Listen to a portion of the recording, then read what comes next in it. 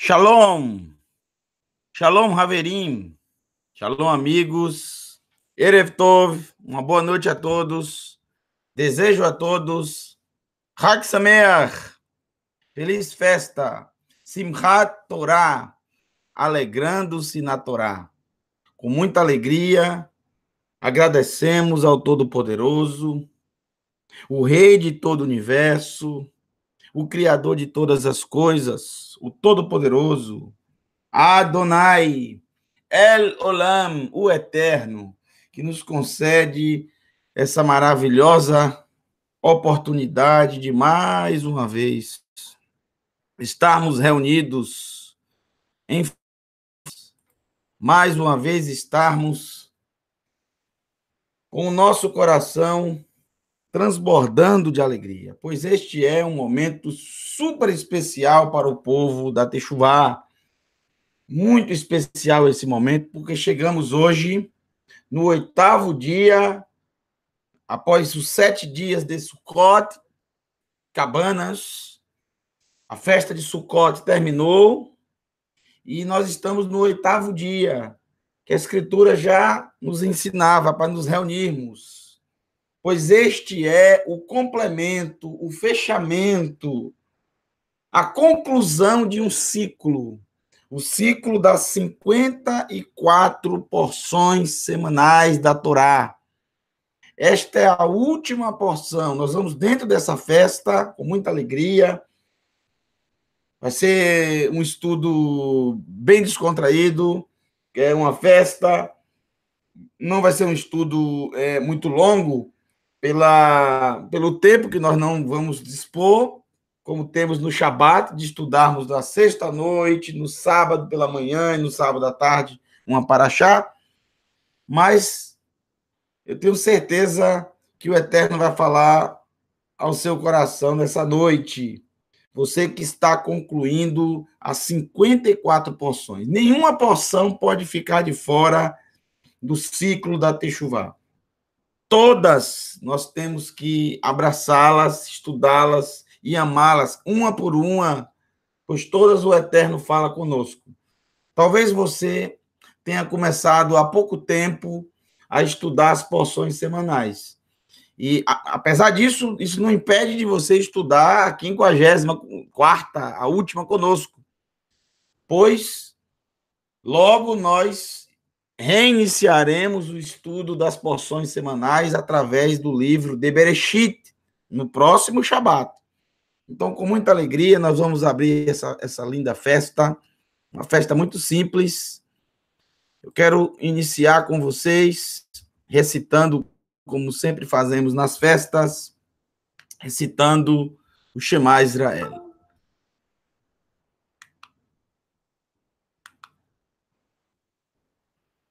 Vamos todos juntos nesse momento, vai aparecer para vocês na tela, tá bom? E aí você vai repetindo comigo. Shema Israel Adonai Eloheinu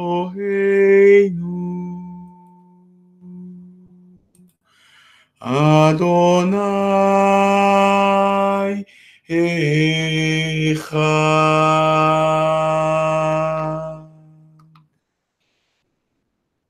Baruch Shem Kevod Malchuto Leolam Vaed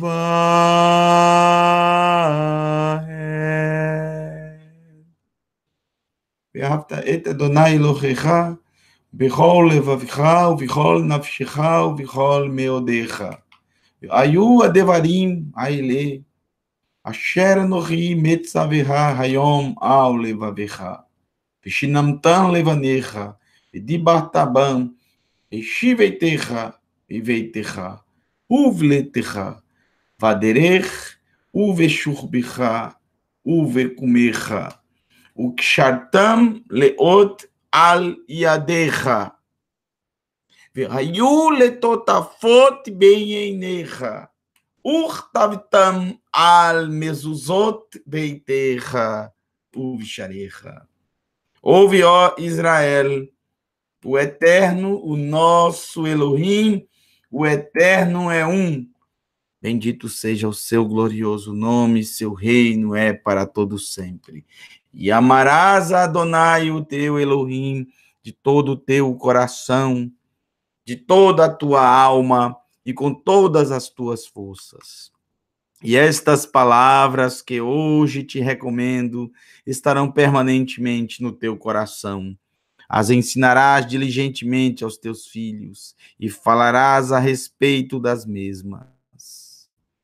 Quando estiveres sentado em tua casa, quando estiveres andando pelo teu caminho, quando te deitares e quando te levantares, as atarás como sinal na tua mão e serão por frontais entre os teus olhos, e as escreverás nos umbrais de tua casa e nas tuas portas. Amém. Elohim melech ne'emam. Elohim é rei fiel. A Torá que decretaste significa mais para mim que uma fortuna em ouro e prata. Faço das minhas palavras as palavras de teu servo, David Hameler, do rei Davi, Adonai. A Torá que decretaste significa mais para mim que uma fortuna em ouro e prata. Assim também disse David Hameler, inspirado pelo Eterno, Gal einai ve habitar, niflaot mi toraterra, abre os meus olhos para que eu veja as maravilhas da tua Torá.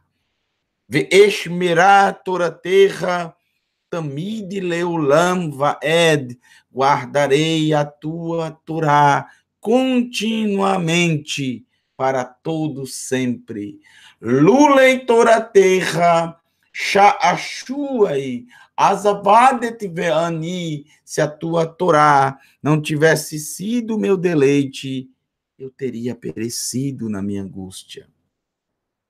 Ma ahavti toraterra, kol hayom hisihati, como eu amo a tua Torá, todo dia medito nela. Bendito seja Adonai, pela Torá que nos entregaste. Também sempre recitamos nas nossas festas a seguinte frase: Kol mi she'one amen be'olam hazeh, Kol mi she'one amen be'olam hazeh, quem responder amém no mundo atual, Zorre ve'one amen be'olam rabá, terá mérito e poderá dizer amém no mundo vindouro. Elohim é rei fiel. Quem disser amém, ou seja, Elohim é rei fiel no mundo atual, terá o mérito e poderá dizer amém no mundo vindouro. Na festa de Simchat Torá, com muita alegria, estudaremos a última porção da Torá. E finalizaremos esse ciclo. Finalizaremos um ciclo que durou 53 porções e agora essa última, a 54ª porção.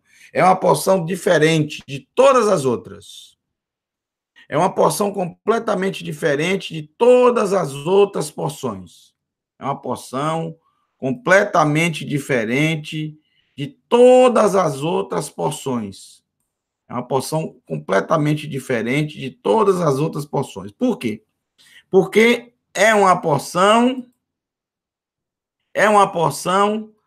que não é estudada no Shabat. Todas as outras 53 porções são estudadas no Shabat. Mas a Parashá Vezot Habraha, e esta é a bênção, ela não é estudada no Shabat, ela é sempre estudada no dia posterior à finalização da festa de Sukkot, ou seja, o 8º dia. Então, é uma paraxá diferente por isso. Saímos da festa de Sukkot, e saindo da festa de Sukkot, nós participamos de 2 significados importantes. Nós vivenciamos 2 significados importantes. O primeiro, a Navá, humildade. E o segundo, a Havá, amor. E por isso, nós estamos prontos para entender, depois das 53 porções que já estudamos, Vezot Habraha, e esta é a bênção. Qual é a bênção? Qual será a bênção? Que bênção o Eterno tem para nos ensinar na última porção? Qual é esta bênção? Não está falando de bênçãos, brachot, bênçãos sem medidas. Está falando de algo específico. Tem um artigo definido, ha. Então, por favor, abra a sua Torá no livro de Devarim, capítulo 33. Deuteronômio, capítulo 33. Aqui você está vendo o início, que é o nome da porção. Vezot Habraha. E esta é a bênção. Tem algo diferente também nessa porção, além dela não ser estudada no Shabat, além dela ser estudada após a festa de Sukkot. O nome da porção, Vezot Habraha, olha o tamanho do nome, né? Normalmente, as porções são praticamente apenas um nome. Bereshit, né? Vayeler, Devarim, Bamidbar, Vaikra, Emor, Re, e tantas outras que são, não todas, obviamente, mas que são apenas o nome. A maioria é apenas o nome. Apenas o nome. Algumas aparecem mais de um nome, mas é pequena. Como, por exemplo, Kitavô, Kitetse, Shelach Lecha.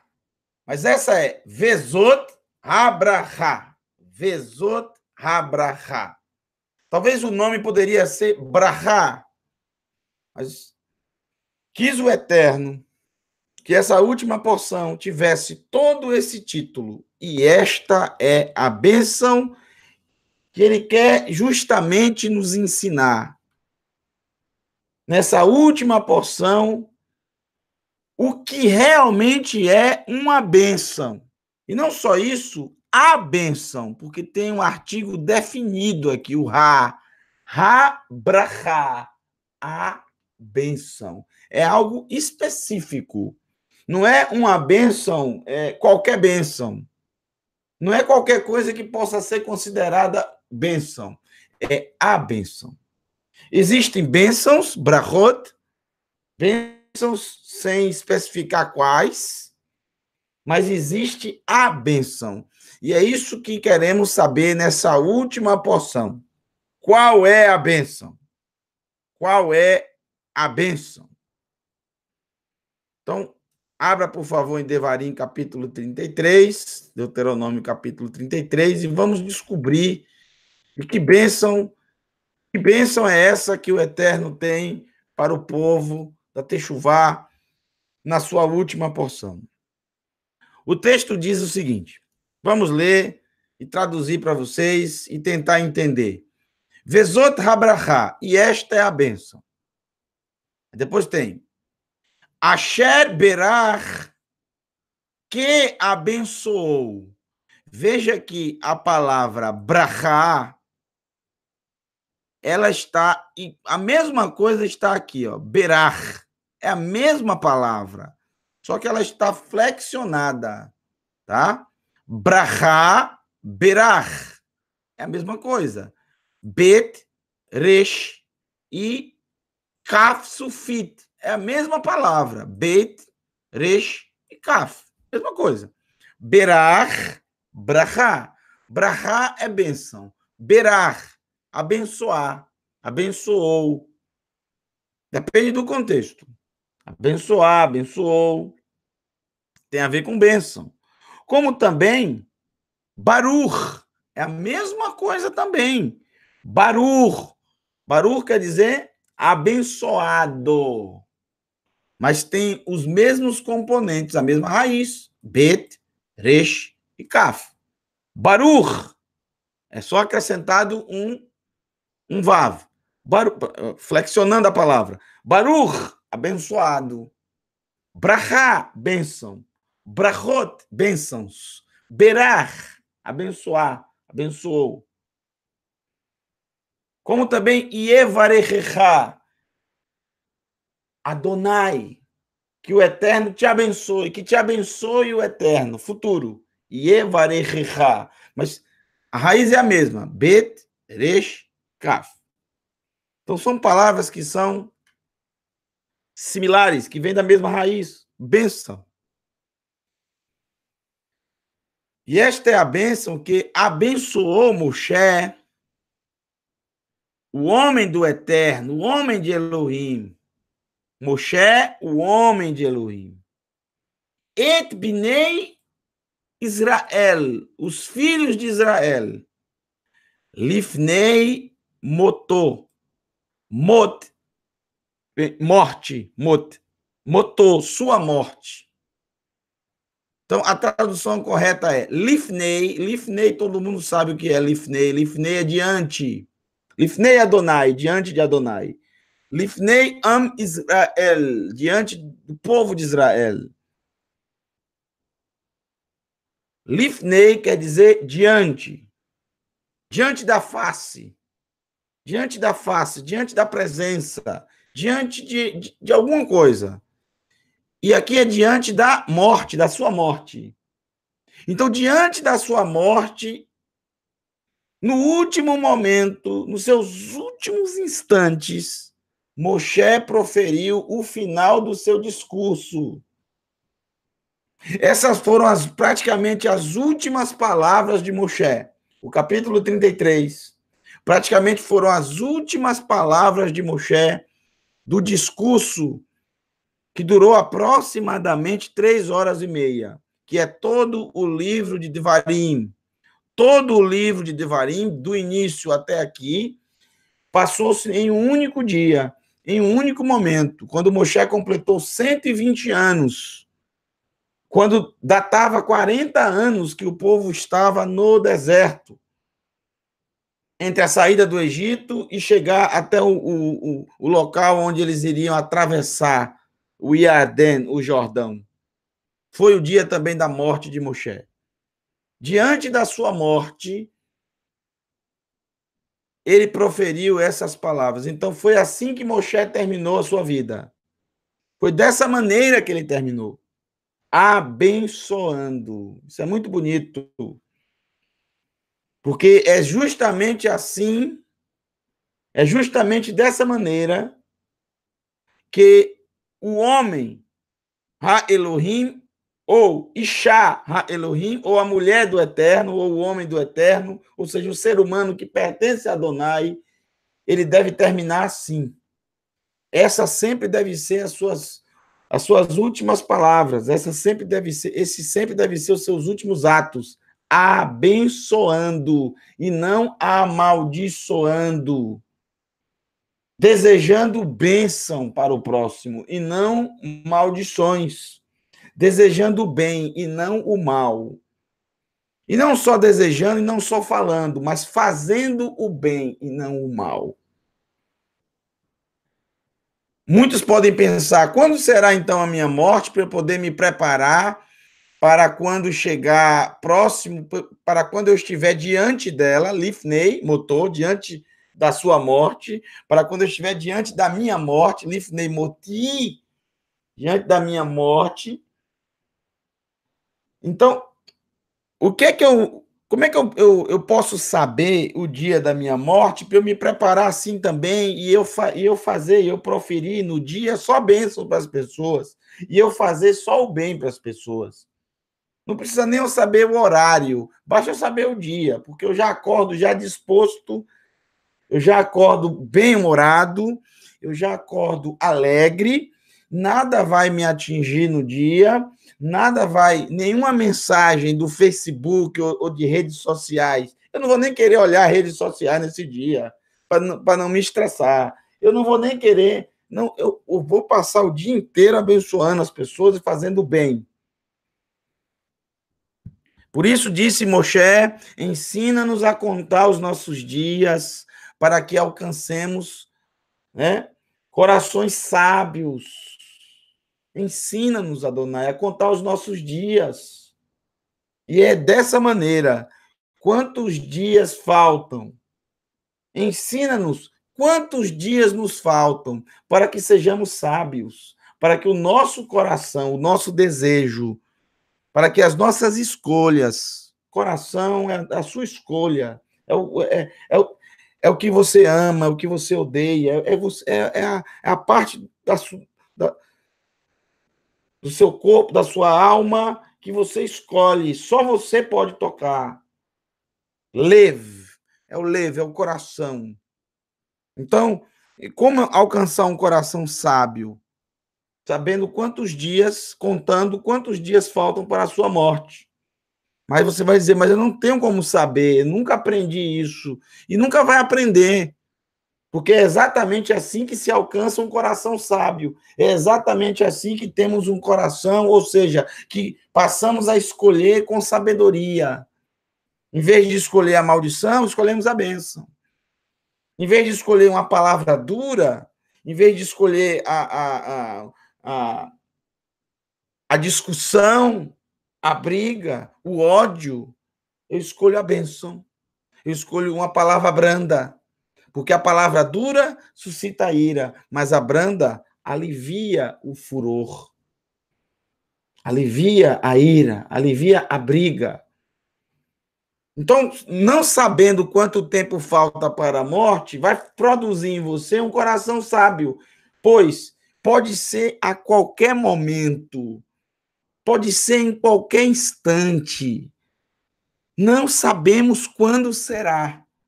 Então, temos que, na verdade, todos os dias, quando nos levantar, quando o Eterno nos conceder a bênção de mais um dia, vivenciar mais um dia.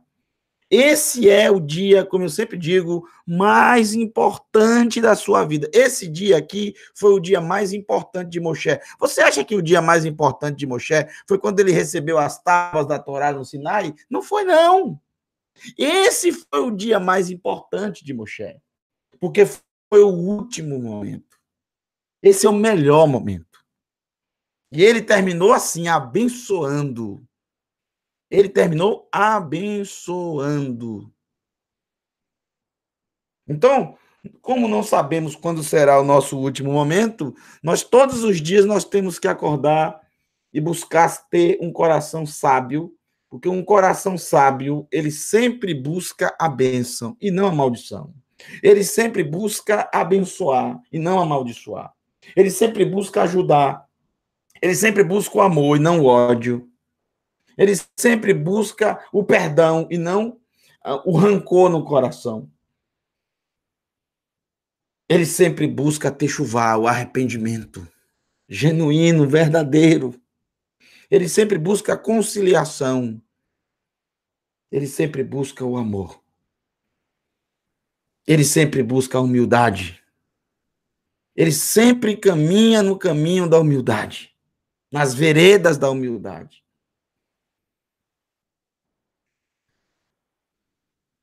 Diante da sua morte. Mas qual é realmente a bênção? Que bênção é essa? O verso 2 nos traz algo muito especial. Já nos preparando, já preparando o povo de Adonai para entender o que realmente é essa bênção. Qual é realmente a bênção? Essa é a conclusão da Torá. Qual é realmente a bênção? Habrahá, a bênção. Não é uma bênção, é qual é a bênção. Eu espero que você não esteja pensando, eu espero que nesse instante você não esteja pensando em nada material. Espero que você não esteja pensando nesse instante em nada material.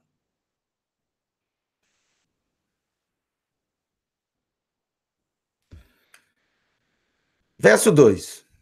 Veja a importância dessa bênção.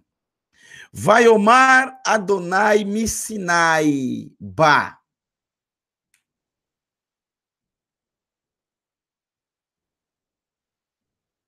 E falou e disse Adonai do Sinai. Ele veio, ele entrou. Ba quer dizer entrar, chegar, vir. E disse Adonai do Sinai. Ele chegou no Sinai. Ele realmente foi ao Sinai. Não foi apenas a sua presença. Não foi apenas a sua voz. Mas, de fato, ele entrou lá. Ba. A mesma coisa de bo. Tem uma paraxá, inclusive, que é essa. Bo. Entrou. Chegou. Bo, Moshe e Aharon. E chegaram Moshe e Aharon para o faraó. Para o palácio do faraó.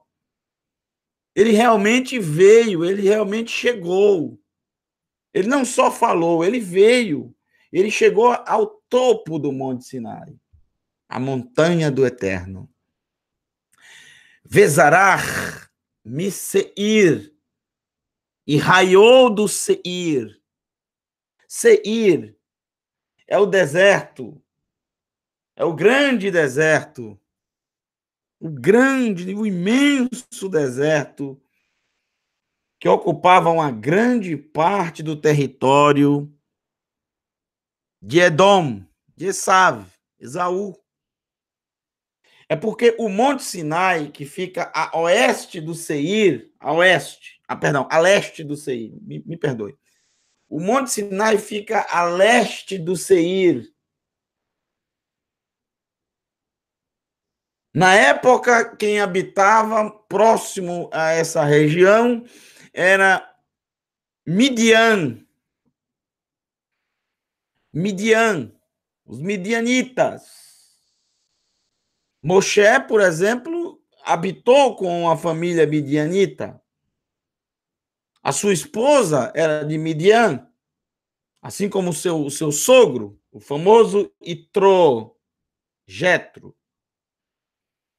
Por isso que ele encontrou esse monte, Moshe, quando levou as ovelhas do seu sogro para pastar.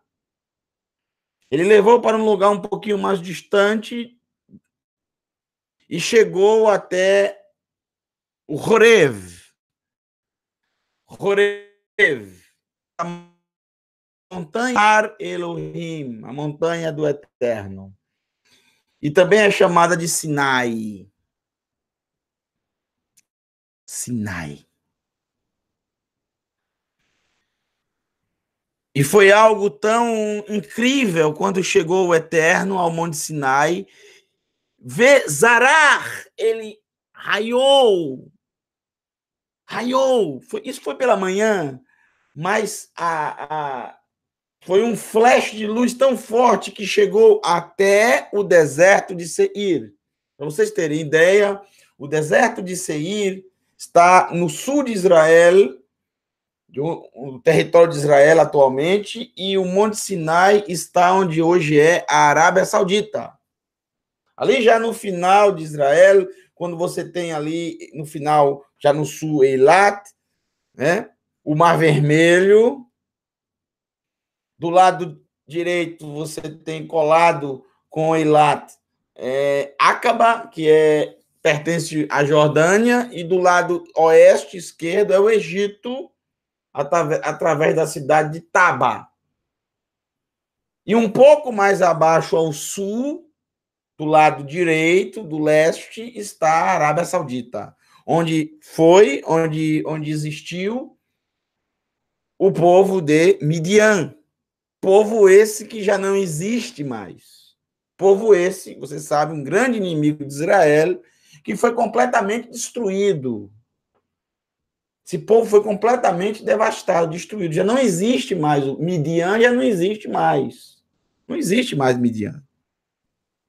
Como também não existe mais os filisteus. Vários povos inimigos de Israel deixaram de existir, sumiram do mapa.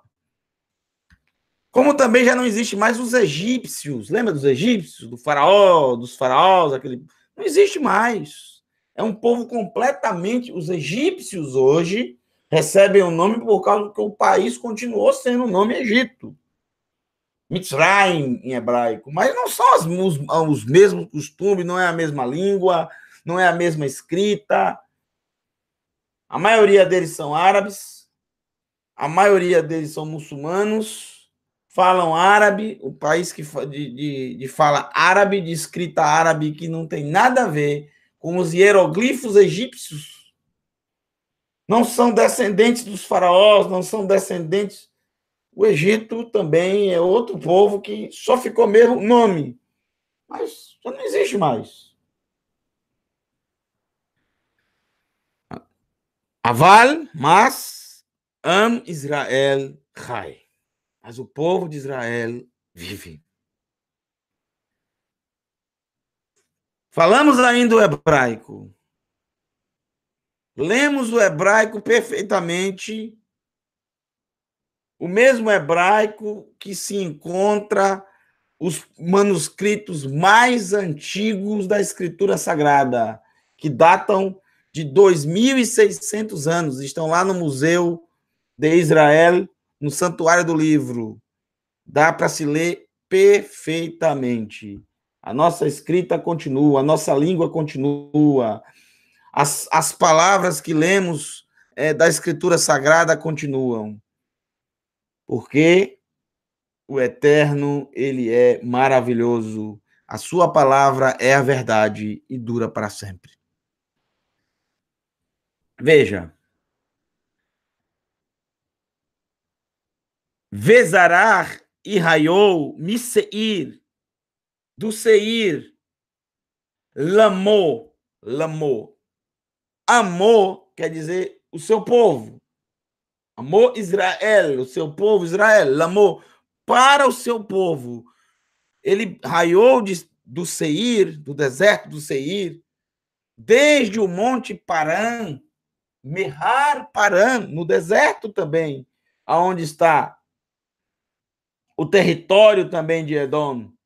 Então, você tem o Monte Paran, que fica mais ao norte, o deserto do Seir mais ao sul, e você tem também o Sinai, que fica no leste. Então, todas essas partes do deserto, todos esses lugares que estão sendo citados, são lugares desabitados. Todos esses montes e os desertos citados são lugares, até o dia de hoje, desabitados. Foi justamente nesses lugares que a glória do Eterno brilhou. Foi justamente nesses lugares que se ouviu a voz de Adonai. Porque deserto, você sabe, Midbar, é a mesma escrita de Medaber, falar. É onde o Eterno fala. E foi onde o Eterno falou. Nos lugares mais inóspitos. Nos lugares mais desabitados. Nos lugares mais simples. Nos lugares mais simples da terra. Nos lugares mais rejeitados da terra, porque ninguém quer morar nesses lugares. Mesmo na época, Midian não morava onde estava o Monte Sinai, é um lugar mais afastado. Mesmo na época, Edom e todos os seus filhos não moravam exatamente nesses lugares. São lugares completamente desabitados, rejeitados pela humanidade. Como, por exemplo, a planta, a árvore, que o Eterno apareceu quando chamou Moshe, justamente no próximo ao Monte Sinai. Um arbusto do deserto. Um arbusto do deserto, cheio de espinhos. Um arbusto que ninguém quer ter em casa. Um arbusto que ninguém quer que nasça no seu quintal. Um arbusto que não serve absolutamente para nada. Nem as aves querem, porque por causa dos espinhos. Quando as aves vão para ficar nesses arbustos, elas são feridas. Os espinhos são extremamente resistentes e pontiagudos. A madeira desse arbusto não serve absolutamente para nada, mas também não serve para fazer ídolos. Como bem colocou os sábios, também não serve para ídolos.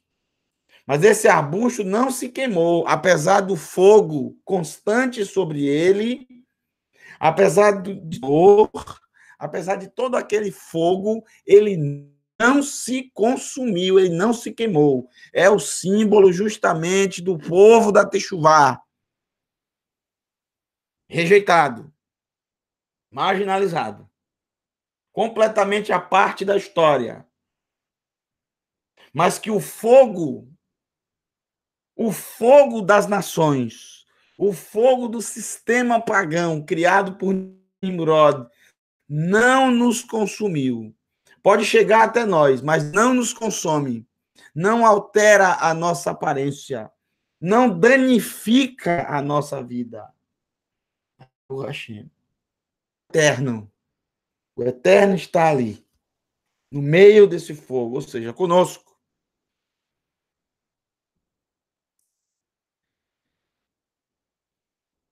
Rofiá Mehar Paran. Brilhou. Rofiá, brilhou. Mihar, da montanha, do monte Paran. Veatá, Merivevot. Veatá, e ele, masculino, atá é masculino, tu ou ele, ou tu ou você. E você, veatá, e você, ou seja, o eterno, Merivevot, milhares de milhares. Milhares, aí o tradutor colocou, e com ele estavam miríades. Ok, sem problema. Milhares de milhares. Miríades. Miríades de quê? Milhares de quê? Kodesh. Kodesh. Santo. Kodesh. Santos é Kedoshim. Santos é Kedoshim. Plural. Mas aqui não traz o plural, traz no singular. Só que a palavra anterior, ela vem no plural. Merivevot. Milhares de milhares. Miríades. Então, essa palavra Kodesh, ela também para estar no plural. Kedoshim. Merivevot, Kedoshim. Aparentemente é um erro de hebraico, não é? Mas nós sabemos que nenhuma letra da Torá, Baruch Hashem, nós sabemos que nenhuma letra, nenhum traço da Torá,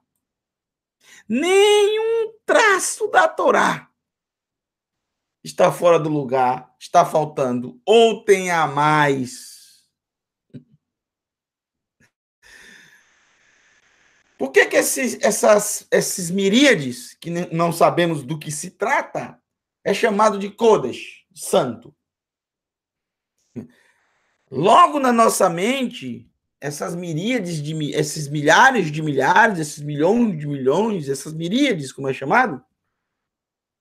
Na nossa mente, a gente pensa, bom, só pode estar falando dos anjos. Eu acredito sim que deve estar falando dos anjos que vieram com o Eterno, dos anjos que foram convidados pelo Eterno. Vamos lá no Monte Sinai. Vamos comigo. Esse é um momento de tamanha alegria ao meu coração. Esse é um momento que eu esperei, que eu sonhei com ele. E eu quero que vocês venham comigo. Mas por que o texto fala Kodesh, santo, e não santos? Porque essas miríades, esses milhões, esses milhares de milhares, eram um. Eram como se fosse um só. Porque todos tinham o mesmo pensamento. Porque todos estavam na mesma expectativa. Todos estavam na mesma alegria. Por isso esse dia é chamado Simchat Torah, alegrando-se na Torá. Todos estavam na mesma expectativa. Mas para que tudo isso? Para que o Eterno desceu ao Monte Sinai? Para que vir com ele miríades de miríades? Por que eles deixaram o Shamaim, os céus? Por que o Eterno deixou o Merom, o Marom, o lugar mais elevado?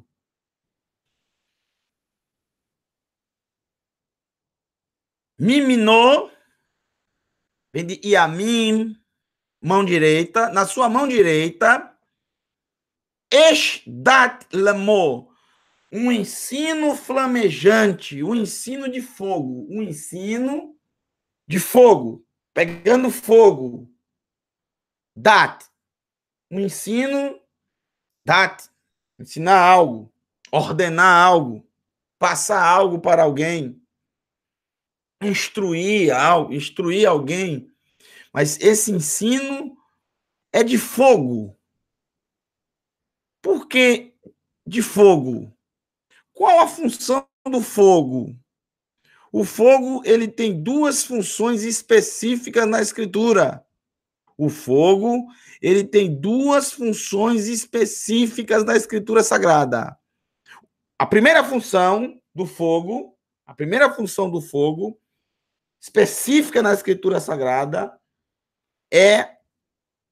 eu poderia até acrescentar três funções, né? Que são duas que se destacam. A primeira é iluminação, iluminar. No deserto, quando o povo estava no deserto, a nuvem que o Eterno colocou para guiar o povo, na viração do dia, e o povo sabia quando o dia virava. O povo sabia quando o dia terminava. Muito fácil saber, porque o povo já não via mais a nuvem, o povo agora via uma coluna de fogo. Esse fogo era para iluminar, trazer iluminação para o povo, iluminar o povo. É claro que também esquentava o povo, porque no deserto a noite é quente. Durante o dia é muito quente, mas à noite é muito frio. Temperaturas baixíssimas no deserto. Mas a principal função, inclusive, que aparece nas Escrituras, era para que o povo visse, para que o povo enxergasse. Havia luz do Egito, dos egípcios, não, porque tinha coluna de fogo. A segunda função na Escritura Sagrada é juízo, e essa é a principal função do fogo em toda a Escritura Sagrada. A maioria dos textos que trazem fogo, na Escritura Sagrada, trata-se de juízo. Trata-se de condenação, juízo. Juízo. Consumir.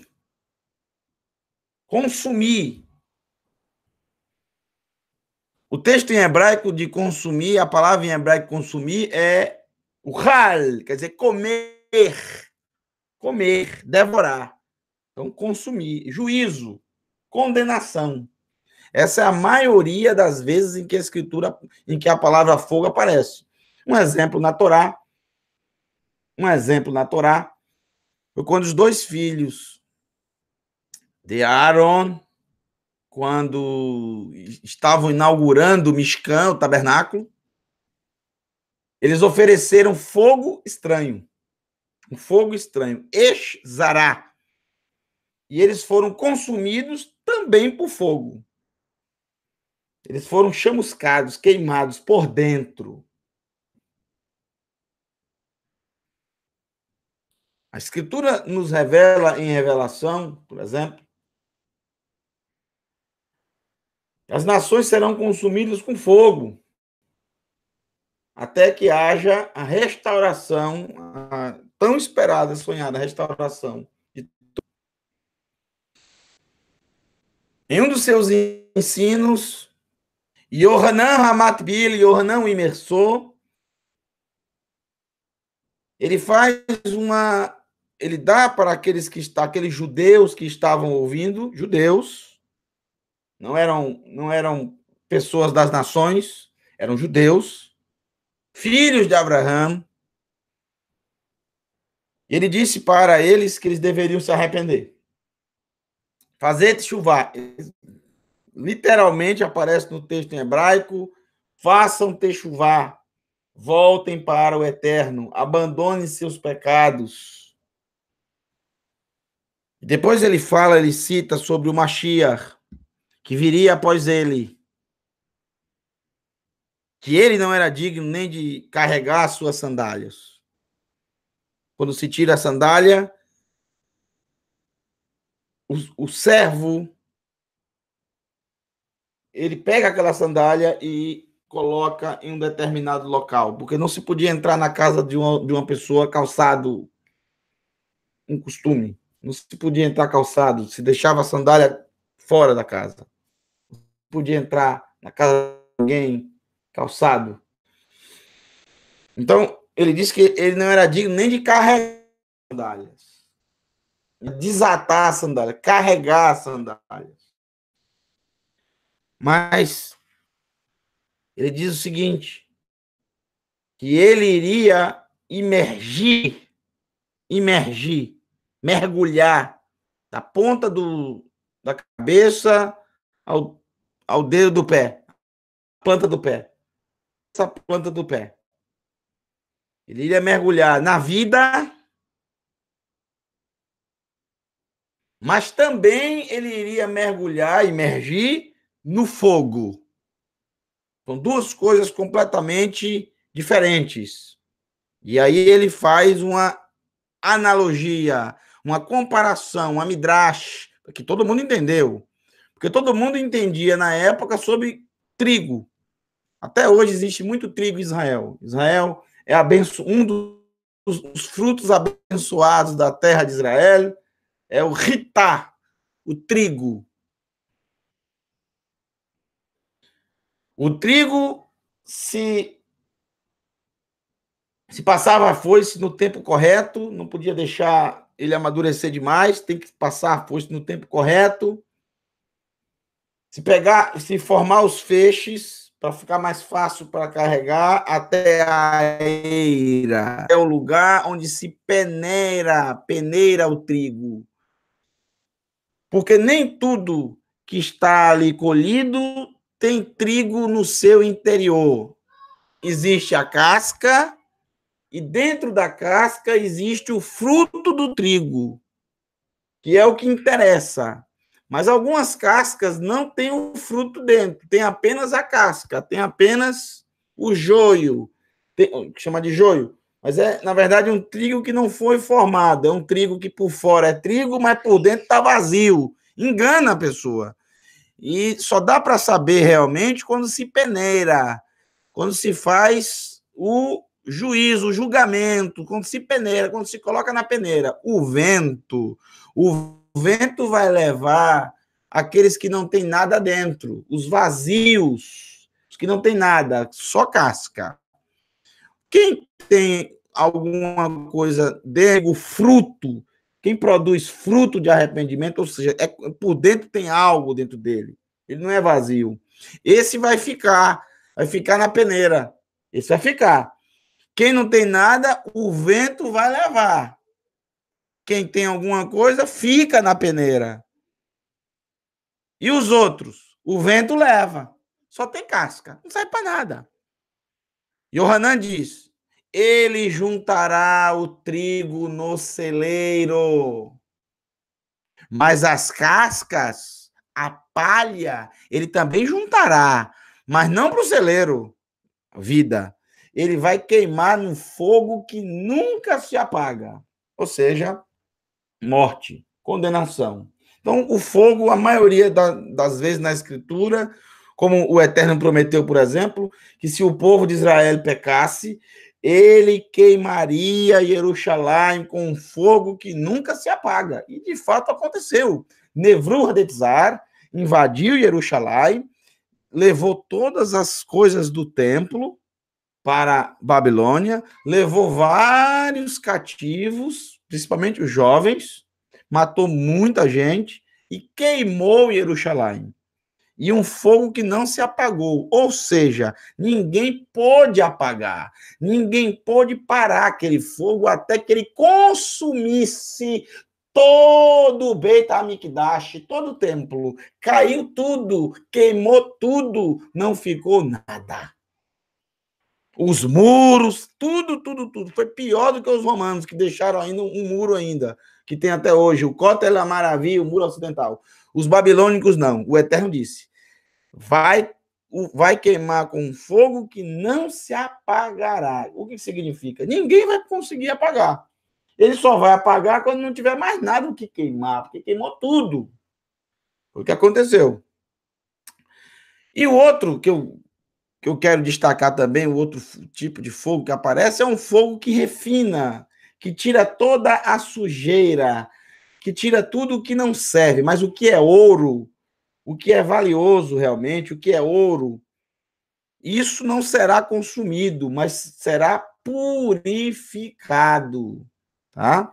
Então, o fogo também tem alguns versos da Escritura que nos fala sobre purificação. Então, aqui, esse ensino de fogo eu colocaria esses três significados.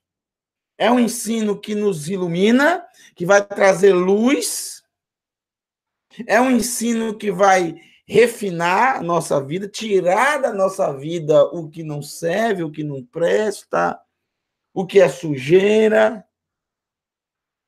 para que não aconteça conosco algo que não desejamos que aconteça com nenhum ser humano.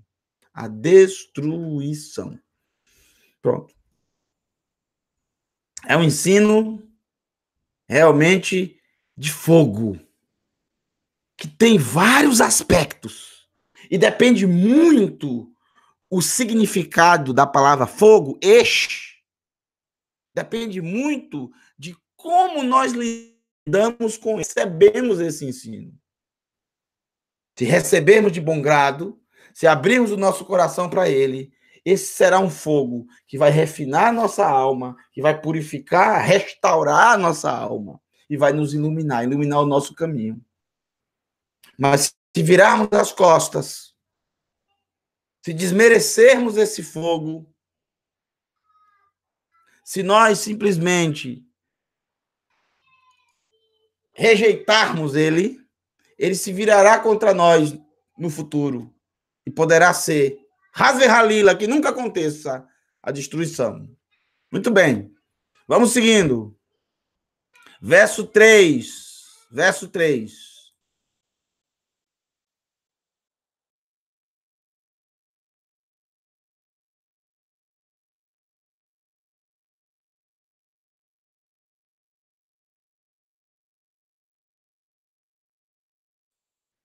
Verso 3.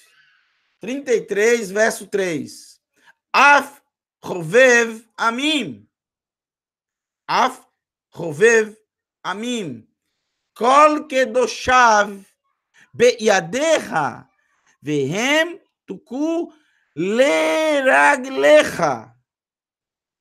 E por último vem Issa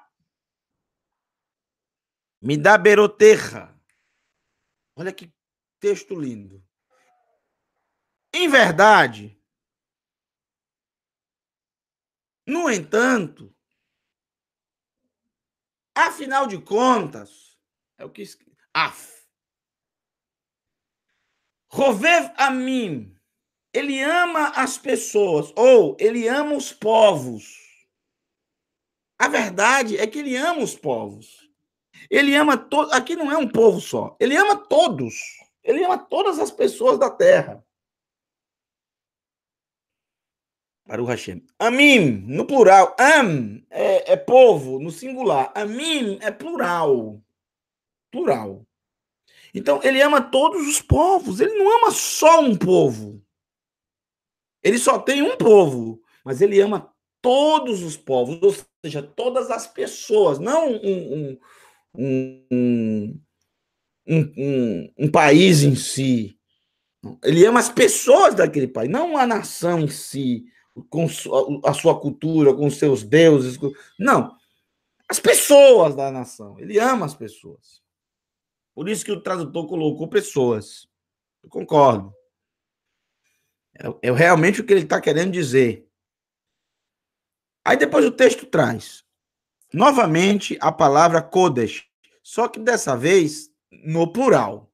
Referindo-se agora, na verdade, não. Por que a Torá diferenciou, colocou um no singular e um no plural? Porque esse aqui do singular, ele quis dizer que era para diferenciar. Senão você ia entender que o verso 3 estava falando desses anjos aqui. Mas, na verdade, o verso 3 não está falando dos anjos. O verso 3 está falando das pessoas que ele ama. E não só das pessoas que ele ama, mas mais especificamente de todos os seus santos. Kedoshav, Kedoshav, Kol Kedoshav. E todos os seus santos, Beyadecha, estão na tua mão. Todos os teus santos estão na tua mão. Como assim na mão do Eterno? Claro que cabe na mão do Eterno todo o universo, não só os santos. Mas é óbvio que não está falando literalmente da mão do Eterno. É óbvio que não está falando literalmente. Pode estar se referindo a um texto do profeta Yeshayahu que fala que todos os seus santos, os seus nomes estão escritos na palma da mão do Eterno. Tem um texto também que diz isso. Mas eu também não vejo esse texto também, essa parte referindo-se a esse texto em si. O que significa estar na mão do Eterno? O que significa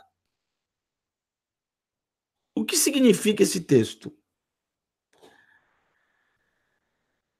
Essa mão aqui que está falando, pelo contexto, é a mão que abençoa, é a mão que alimenta, é a mão que ensina, através do cajado, da vara. É a mão que ensina, é a mão que alimenta, que dá o alimento. É a mão que abençoa.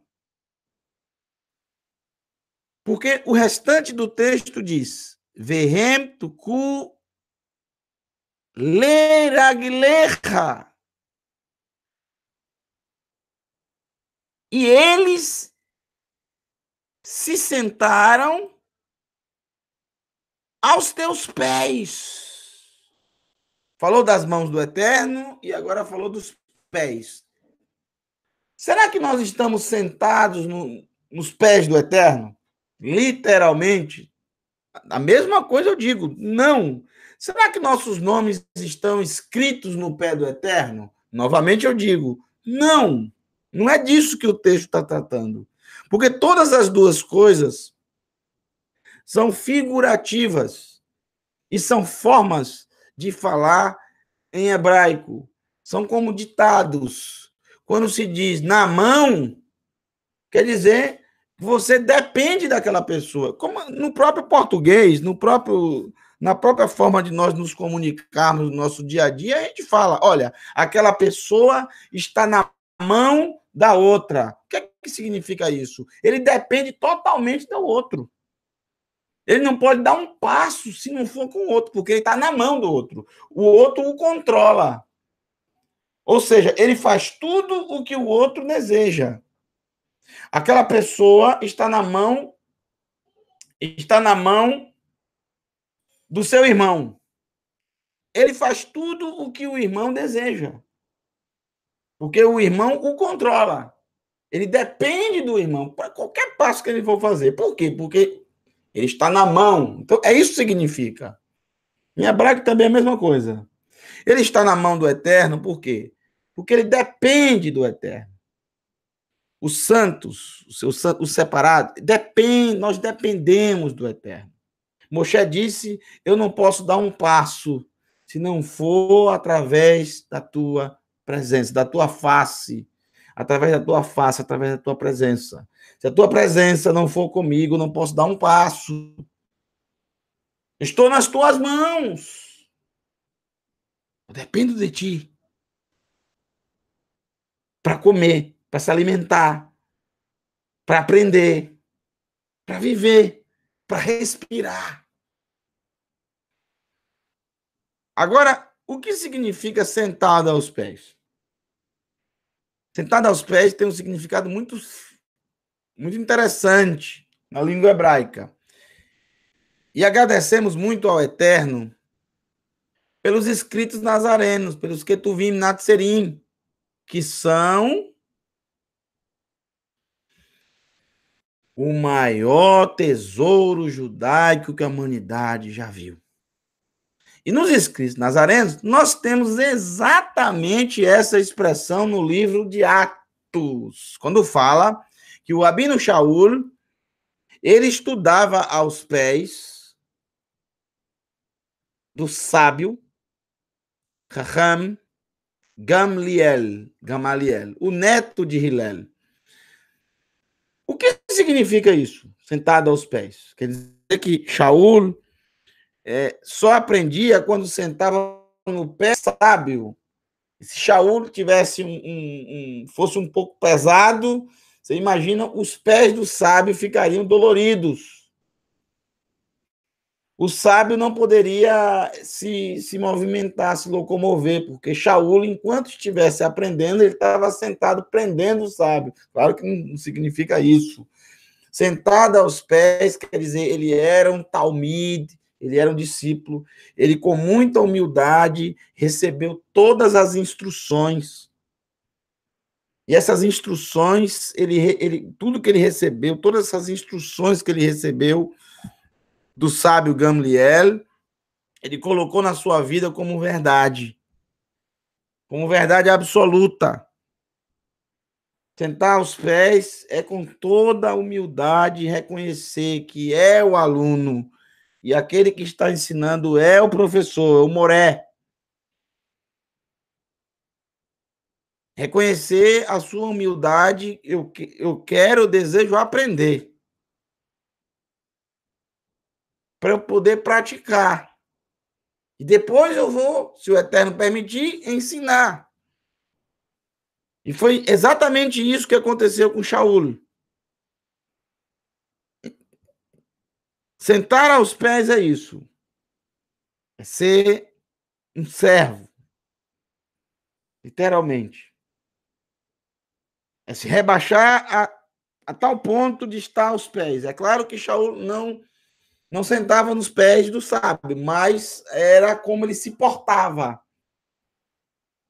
Ele recebia o ensino do sábio, ele recebia aquilo que o sábio passava para ele como uma verdade. E ele colocava no seu coração. Aqui está falando do Eterno. E que o seu santo se senta aos seus pés. Recebem dele a instrução. Recebem. se apoderam. Me dá broterra, me dá broterra. Se apoderam da instrução dele, da tua instrução. Se apoderam porque recebem. Recebem porque estão nas suas mãos. Dependem dele. Não de religiões.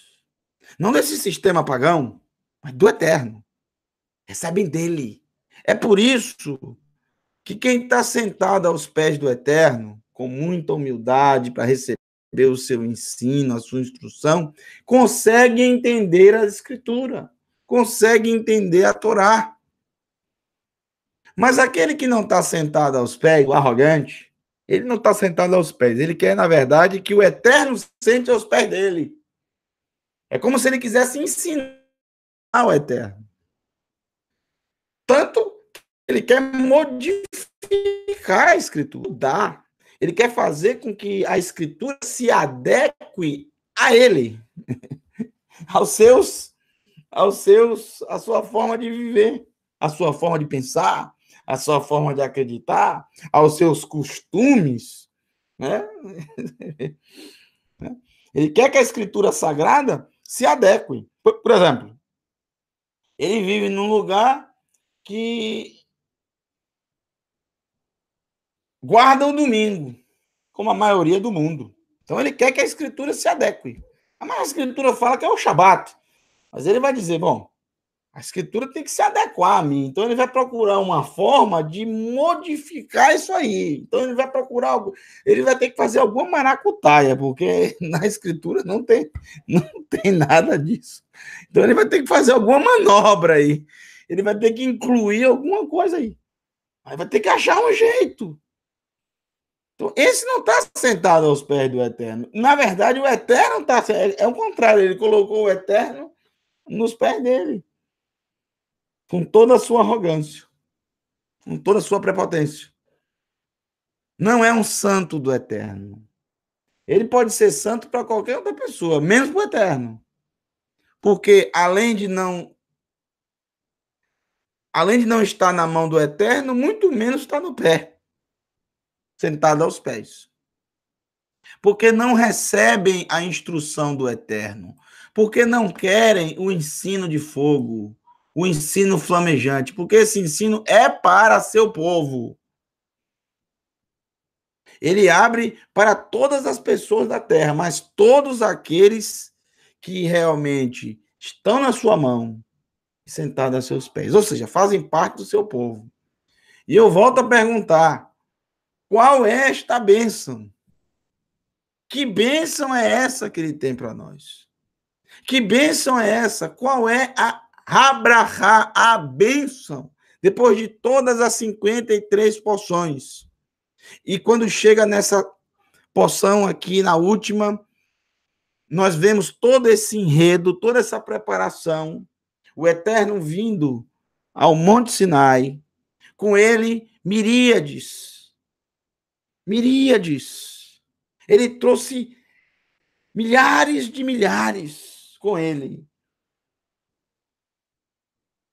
Ele trouxe os seus servos, Melachim, os seus mensageiros, porque essa foi, sem dúvida nenhuma, um momento muito especial.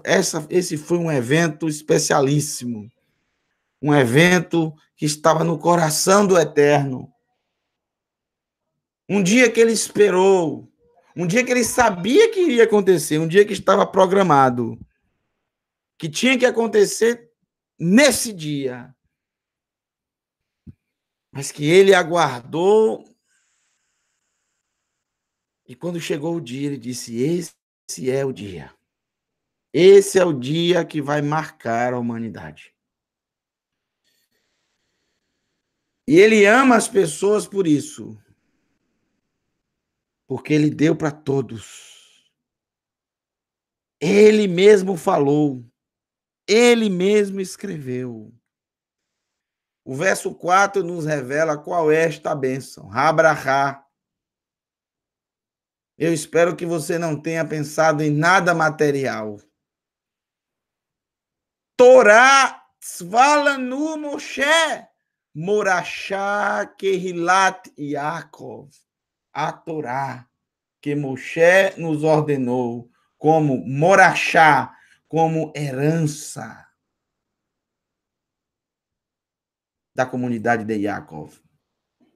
Não é Nahlá, aquela herança que você só pode usufruir após a morte do dono, do proprietário do bem, mas é a morachá, aquela que você já usufrui em vida.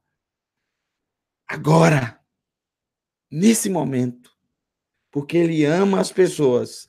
Esta é a bênção, a grande bênção. O Eterno nos deu uma herança. Nós temos parte nessa herança. Nós podemos usufruir dessa herança. Herança essa que está aberta para qualquer pessoa de qualquer nação que deseja fazer parte da Kehilat Yaakov, da comunidade de Yaakov, da congregação de Yaakov. Kehilat. Essa palavra aqui, que aparece mais na Torá do que nos escritos nazarenos. Nos escritos nazarenos pegaram essa palavra e transformaram as religiões transformaram essa palavra, que tem mais na Torá do que nos escritos nazarenos, em outra coisa. Chamaram de igreja, veja que absurdo.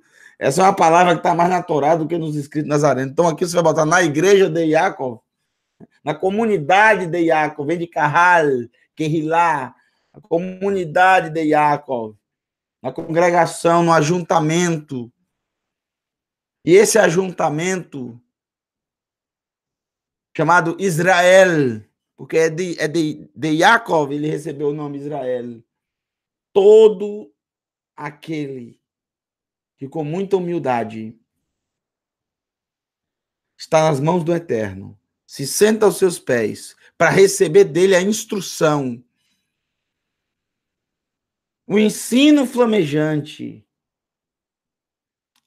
a herança, Morachá, a Torá. Coloquei de vermelho, Torá. 611 o valor numérico. E a raiz é 8. A mesma raiz do nome do Eterno. A mesma raiz do Mashiach, 8. Quando se fala de davar, palavra, raiz 8 também. Somando todas as letras. Essa é a bênção. Gente, essa é a grande bênção. Essa é a nossa herança. E nós cuidamos bem da nossa herança. O povo da Techuvá cuida bem dessa herança. O povo da Techuvá zela por essa herança. Nós temos zelo por ela. Nós a estudamos com todo o nosso coração. Nós nos dedicamos a ela todos os dias da nossa vida. De dia e de noite. Pois ela é a nossa vida. Ki hem hayenu. Pois eles são a nossa vida. Os mandamentos, as instruções, os ensinos. Uvaneg hem yomam valaila.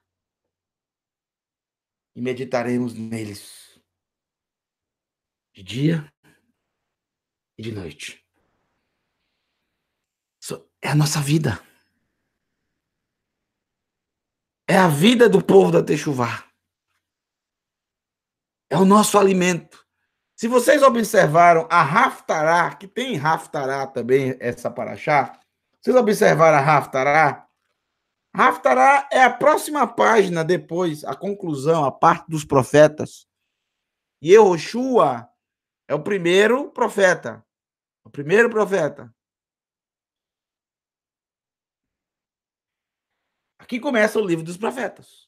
E o livro dos profetas, a parte dos profetas que vai até Malachi, Malaquias, começa justamente, olha o verso 8, o que o Eterno diz para Yehoshua: seja forte, pois você conduzirá este. O verso 8. Sim, o verso 8, sim.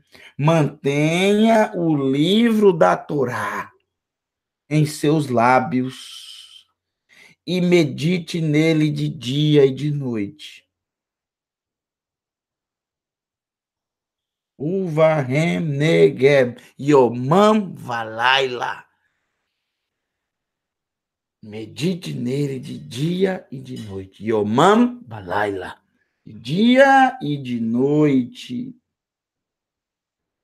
Assim você agirá de acordo com tudo que está escrito nele. Desse modo, seus caminhos prosperarão. Os estágios, os caminhos prosperarão.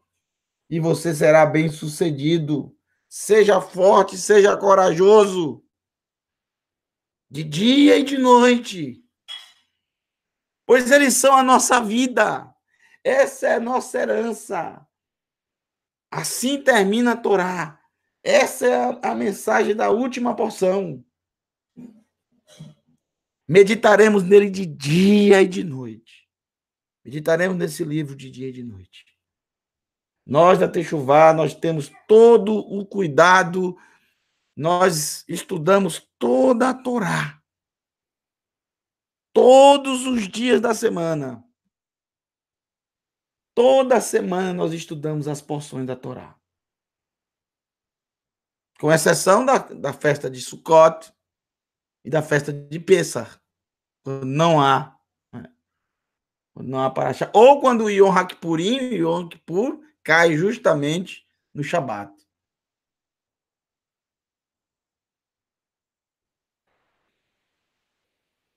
Que maravilha! Essa bênção que o Eterno nos deu. E nós somos gratos. E a forma de sermos gratos e agradecidos por todo esse cuidado que ele teve conosco. Já pensou se não existisse a Torá? Nós não saberíamos de tantas coisas maravilhosas, tantos ensinamentos. Nós não teríamos a nossa vida restaurada. Nós viveríamos completamente sem saber o que fazer, para onde seguir. Nós viveríamos sem saber o que é pecado, o que não é pecado, o que é certo, o que não é certo. Agradecemos ao Eterno pela sua Torá, que é lâmpada para nossos pés e luz para nosso caminho. Para o Hashem. Só alguns flashes dessa porção. O verso 7 do capítulo 33, o verso 7 nos diz assim. Antes do verso 7, eu li para vocês como começam os profetas em Yehoshua. E eu quero ler só um verso para vocês como os profetas terminam. Os profetas começam e os profetas terminam da seguinte maneira. O último dos profetas, Malachi, último livro dos profetas, Malachi, Malaquias, capítulo 3, verso 22, ou capítulo 4, verso 4, nas Bíblias cristãs. O Eterno, Adonai de Sevaot, Adonai dos Exércitos. Depois de todos os profetas, ele fez questão de terminar os profetas assim. Lembrem-se da Torá de Moshe, meu servo, quando lhe ordenei no Horev regulamentos e regras para todo Israel. Os profetas começam falando da Torá e terminam, não se esqueçam da Torá. Não se esqueçam da Torá. É maravilhoso, profecias, mas Não se esqueçam da Torá. Como é que os escritos começam? Os Ketuvim, que começam no livro de Salmos. Como é que começam? Abençoados são os que rejeitam o conselho dos ímpios. Não ficam no caminho dos pecadores, nem se sentam com os escarnecedores, os zombadores. Antes a sua alegria está na Torá de Adonai, e em sua Torá. Uvahem negeb, yomam valaila, meditam de dia e de noite. Kihem hayenu, pois eles são a nossa vida. Seus mandamentos, como diz a música, Kihem hayenu, eles, pois são a nossa vida. Pois eles são a nossa vida. Verso 7 do capítulo 33 de Devarim, nessa porção, ele disse a respeito de Yehuda. Aqui Moshe, ele abençoou todas as tribos, ele só se esqueceu de uma. Eu digo que ele se esqueceu. Ele se esqueceu. Ele se esqueceu de Shimon. Todas as tribos estão aqui, menos Shimon. Foi um lapso de Moshe. Ele estava diante da sua morte. Ele se esqueceu de Shimon.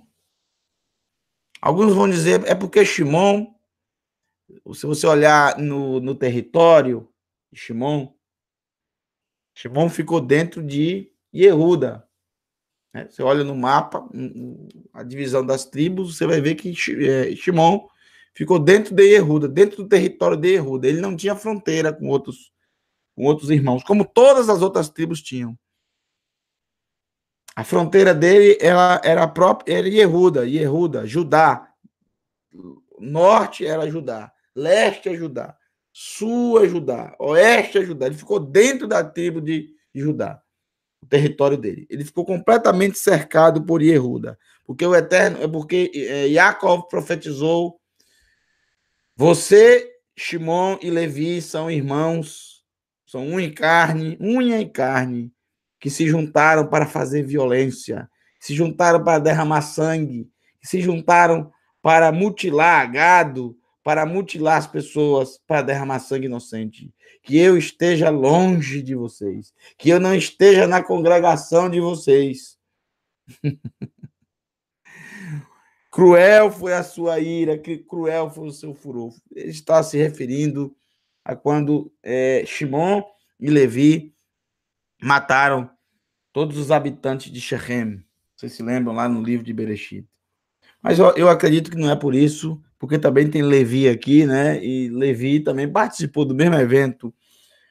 Eu acredito que foi realmente um lapso de Moshe. Eu quero ler só alguns para a gente não ler tudo. Eu separei só alguns trechos. Eu quero ler o trecho de Yehuda. Ele disse a respeito de Yehuda: ouve Adonai o clamor de Yehuda. Traze-o para o teu povo, permite que as mãos dele os defendam, mas tu auxilia-o contra os inimigos dele. Ajuda Yehuda, Adonai. Guarda Yehuda. Ouve o clamor de Yehuda. Essa é a nossa oração hoje também. Esse é o nosso pedido ao Eterno. Ele observou tua palavra e guardou tua aliança. Eles ensinarão tuas regras a Yaakov, a Israel a tua Torá. Levi. Ele observou a tua palavra e guardou a tua aliança. Eles ensinarão as tuas regras a Yaakov, a Israel a tua Torá. Ou seja, a tua aliança, a tua palavra. E para vocês, povo da Techuvá, que estão me ouvindo, eu quero ler um texto muito simples, o verso 18. É um trecho muito simples, mas que me toca muito sempre que eu leio, justamente nessa festa de Simchat Torá. Quando eu penso no povo da Techuvá, quando eu penso no nosso povo, Durante todas as épocas da história, sempre marginalizados, sempre excluídos, porque está escrito: vejo do cume da montanha um povo que habita só, que não são considerados como as outras nações. Não há rótulos para nós. É um texto muito simples. Inclusive, Zevulun, é dito isso a Zevulun. Zevulun. O último de todos os filhos. O último de todos os filhos de Yaakov. Que se cumpriu a sua profecia dita pelo seu pai. O último foi ele, a última profecia foi ele, quando disse: habitará junto ao mar, e navios atracarão na sua costa, na sua costa, na sua costa marítima. Navios atracarão lá. Isso só aconteceu em 1920, se eu não estou me enganado, né? 1929. Quando a Marinha Britânica, ainda depois de ter derrotado os turcos otomanos, uma parte dos turcos que eles eram muito fortes era na navegação. Tanto que foi dessa forma que os turcos derrotaram Napoleão Bonaparte, que tinha em 1799 vencido os turcos otomanos em Jaffa, mas teve uma derrota terrível, terrível, no Monte Tavor, por causa da grande derrota de Akko. O turco Hassed Yassar, o açougueiro de Akko, que arrasou e botou para correr Napoleão Bonaparte, 1799. Então, aconteceu a mesma coisa com os ingleses, os britânicos. A última parte que faltava para os britânicos era Akko. Ainda resistia, ainda a resistência turca estava ali. E o grande problema dos britânicos é que eles já tinham conseguido tomar o porto de Yafo.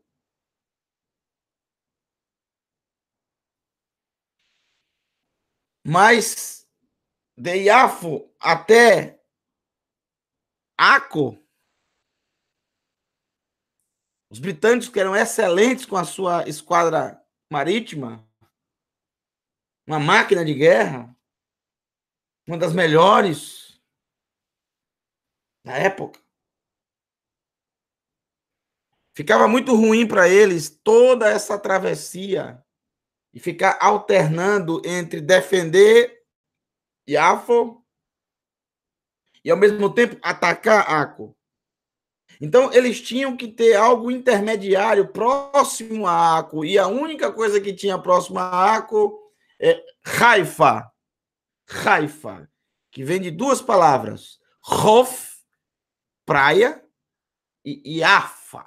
Yafa, bela, bonita. Praia bonita significa. Hof, Yafa, praia bonita. Daí, dessas duas palavras, formou Haifa. Realmente é lindíssima. Lindíssima. Um lugar maravilhoso, uma cidade lindíssima, lindíssima. O problema de Haifa, que fica bem próximo a Akko, seria maravilhoso se os britânicos conseguissem atracar seus navios ali. Mas o problema é que essa região sempre foi muito rasa, muito raso. Não dá para atracar navios, nunca deu para atracar navios na história. Mas os britânicos tiveram uma grande ideia. Eles implodiram a área, implodiram. Usaram bastante explosivos. E aí sim,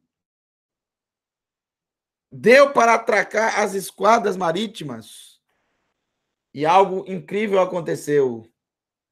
O porto de Haifa se tornou o maior porto do Oriente Médio.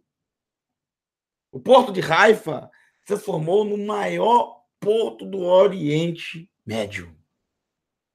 Milhares e milhares de navios, toneladas e toneladas de mercadorias saem e chegam no porto de Haifa. A profecia de Zebulun se cumpriu aí. A mais tardia de todas foi essa. Mas aconteceu. Se transformou no maior porto do Oriente Médio. Então, para você que entendeu o que eu falei agora sobre Zebulun, o que eu digo a vocês é isso. Pode ter demorado, mas vai acontecer. Pode ter sido já no final, nos últimos dias, mas está acontecendo. O nosso povo está sendo reunido novamente. O nosso povo está se levantando novamente. O nosso povo está caminhando novamente dos estágios. Porque o Mashiach está voltando, está chegando. Por isso, alegre-se, Zebulun, enquanto prossegue. Alegre-se, essa Simchat Torá, alegrando-se na Torá. Alegre-se enquanto prosseguimos, enquanto seguimos no caminho da Teshuvah. Para o Hashem. Vamos ler o último verso da Torá, no capítulo 34, verso 12. Esse é o último verso da Torá. E depois de nós lermos esse verso, nós vamos recitar exatamente esse texto. Hazak, Hazak, Venit, Hazek. Seja forte, e sejamos fortalecidos. Olha o que o texto diz. Ulechol hayad, ha-hazaka, ulechol ha-morah, ha-gadol, asher asa Moshe le'einei kol Israel. Que poder havia em sua mão. Que força havia em sua mão. Que grande terror ele evocou. Que grandes coisas ele evocou. Agora, veja só. Que grande terror ele evocou aos olhos de todo Israel. Gente, está totalmente errada essa tradução. Pode riscar aí se tiver terror, né? Se tiver grandes coisas. Pode riscar, está erradíssimo.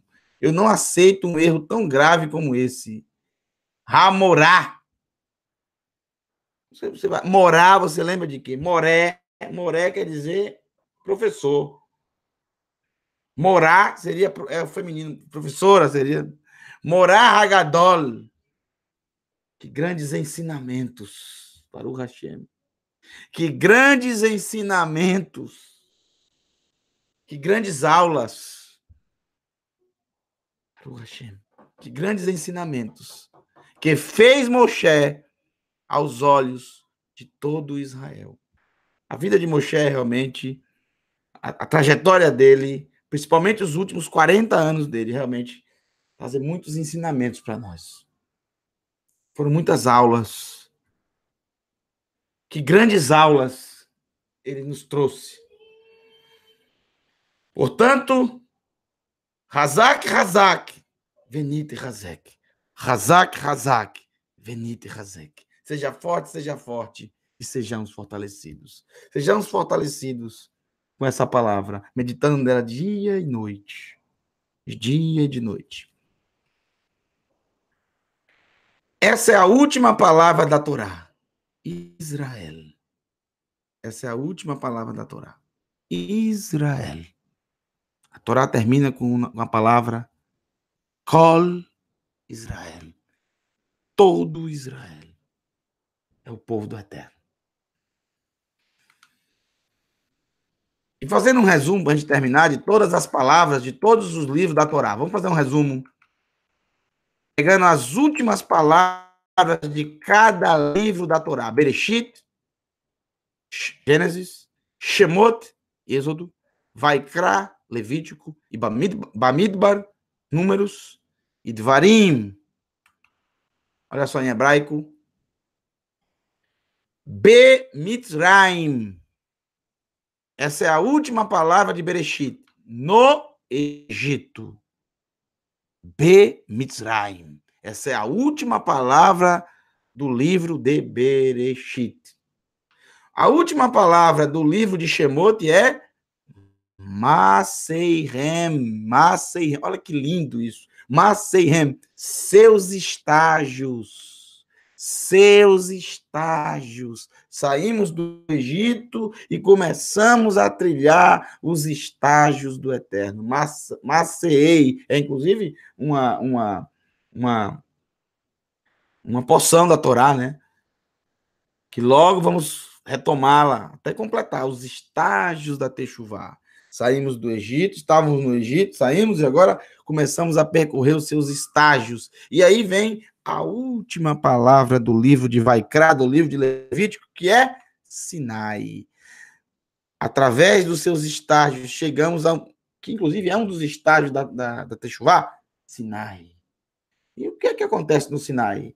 Recebemos as 10 palavras maravilhosas, as palavras que restauram a nossa alma, conhecidos como os 10 mandamentos, as 10 palavras, Aseret Hadvarim. Agora vem Bamidbar. Em Bamidbar, nós temos a última palavra, chamada Yericho. Yericho. Yericho. Yericho. Yericho. Yericho, Jericó. Yericho. Uma das cidades mais antigas do mundo. A grande resistência para Israel começar a tomar posse da terra prometida. Logo depois que Israel atravessar o Iardém, o Jordão, de cara, vai ter uma grande barreira para ele. Iriho, Jericó. A cidade pagã da lua, que é o seu significado. Reho, a cidade da lua. Hierach, é lua. Hierach, lua. Iriho, a cidade da lua. A lua, referindo-se à deusa Asherá, a mulher, a esposa de Baal, o deus sol. E a lua, a esposa do sol. Então, uma grande barreira. Porém, como termina a Torá em Devarim? Israel. Ele prevaleceu, porque as ruínas caíram.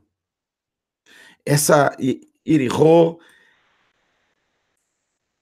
por isso que é no feminino a deusa, porque ela seduz os homens. Né? Essa era a ideia. Como foram seduzidos no último estágio, justamente nas planícies de Moab, como foram seduzidos os homens que caíram pelas mulheres, pelas prostitutas cultuais que levaram Israel à queda. Esse é o momento em que nós, em todos os estágios da Techuvá, quando chegamos nesse momento, nós preferimos pertencer ao povo do Eterno. Não queremos mais estar no Egito. Nós queremos os estágios do Eterno. Nós queremos o Sinai. Porque dessa forma, nós passaremos por Jericó e chegaremos a Eretz Israel. Faremos parte do seu povo. Be-Mitzraim. 382, a soma de todas as letras. Deixa eu apagar aqui os riscos. Olha que interessante.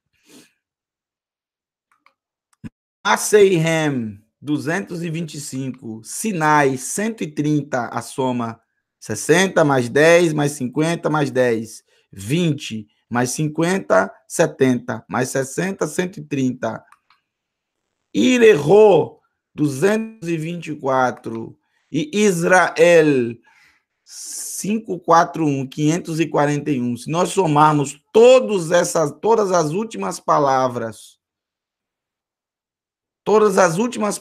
da Torá, de todos os livros, se somarmos 382 mais 225 mais 130 mais 224 mais 541, nós temos o número 1502. E a raiz desse número, 1 mais 5, 6, mais 0, 6, mais 2, 8. Raiz 8. A mesma raiz da herança que o Eterno nos concedeu, a Torá. A mesma raiz do nome do Eterno, 8. A mesma raiz de Yeshua, 8. A mesma raiz da palavra, Davar, 8. Pois é, o 8 tem o significado do eterno, do infinito. Nunca terá fim. O seu reino nunca terá fim. A sua palavra nunca terminará, nunca acabará. Os céus e a terra passarão, mas a Torá não vai passar. É mais fácil os céus e a terra desaparecerem que se tornar vazio, que se tornar nulo, que se tornar inútil um traço de uma letra da Torá. Com muita alegria, nós vamos terminar recitando a oração da tarde. O Shmot Seteno Uboeno. Protege nossa saída e a nossa entrada. O Shmor guarda e guarda. O Shmor guarda. Seteno, a nossa saída. Uboeno e a nossa entrada. Lechaim, para a vida. Uli Shalom, e para a plenitude. Guarda, protege a nossa saída e a nossa entrada para a vida e para a plenitude. Me'atá ve'ad olam, desde agora, me'atá ve'ad olam, até a eternidade, até o mundo vindouro. Baruch Hashem. Desejo a todos vocês, a todo o povo da Techuvá, Hazak, Hazak, Benite Hazek. Seja forte e sejamos fortalecidos nessa caminhada em mais 54 porções. Imitse Hashem, se o Eterno assim nos permitir.